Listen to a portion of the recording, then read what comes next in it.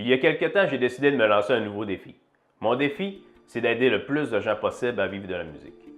Peut-être qu'en ce moment, tu aimerais ça quitter ton emploi actuel pour te concentrer pleinement à ta musique.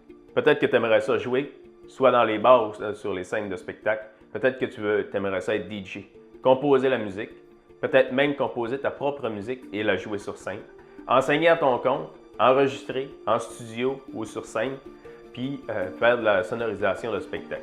Peut-être que tu aimerais ça te concentrer pleinement à ce qui crée ta passion puis ce qui te donne le feu d'avancer. La musique, c'est un domaine qui n'est pas facile. C'est un domaine qui on a besoin de beaucoup de motivation, de mettre beaucoup d'efforts, et c'est un domaine qui est long à mettre en place. Le problème avec la musique, c'est qu'on ne peut pas aller mener notre CV puis avoir un emploi tout de suite. Le problème aussi, c'est qu'on est une entreprise. Puis le côté artistique d'une personne puis le côté entrepreneur d'une personne, c'est deux choses différentes. C'est difficile de concilier les deux. Puis c'est long de mettre en place un réseau pour avoir assez de contacts puis pour en vivre. Puis le problème qu'on arrive souvent, c'est que lorsque c'est long et que la motivation baisse, bien, on risque d'abandonner. Il faut rester toujours proactif, puis il faut toujours rester motivé. C'est des choses qui sont très importantes. Puis ce que j'ai décidé de faire pour aider le plus de gens à vivre de la musique, c'est d'envoyer des emails à tous les jours à ma liste de contacts. C'est des emails qui sont envoyés à tous les gens qui sont prêts à mettre des efforts puis qui ont la rage de vouloir vivre de la musique. Vivre de la musique, c'est quelque chose qui n'est pas facile. Ça n'a pas été facile pour moi, ça n'est pas facile pour vous, c'est sûr. Ce n'est pas tout le monde qui est égal face à la musique. Il y en a qui naissent avec un talent incroyable, puis il y en a qu'il faut qu'ils travaillent très fort pour réussir. Si tu as besoin de travailler comme la majorité des gens, ces emails-là peuvent t'aider.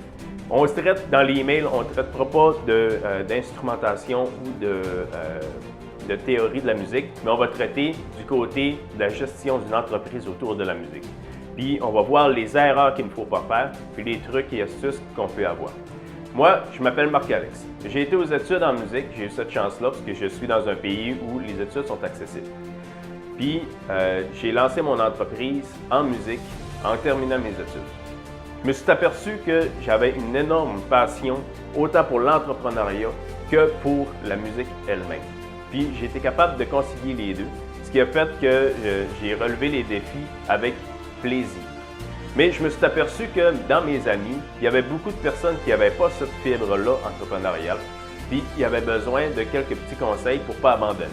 J'en ai vu aussi complètement abandonner le rêve, de ne plus jouer d'instruments, de ne plus faire de DJ, de ne plus composer, de ne plus toucher à la musique du tout. Ça, je veux éviter que ça arrive au plus de gens possible. Et je veux éviter que ça t'arrive à toi. Ma façon de penser, c'est simple, penser différemment. Penser différemment de la masse qui va faire que tu vas avoir un angle d'attaque qui va être propre à toi, puis que les gens vont venir te voir pour toi. Souvent, on pense directement à notre résultat, mais des fois, il faut penser plus large pour offrir un service qui couvre mieux. Si tu es prêt à agir maintenant, tu peux t'inscrire au email quotidien. C'est gratuit.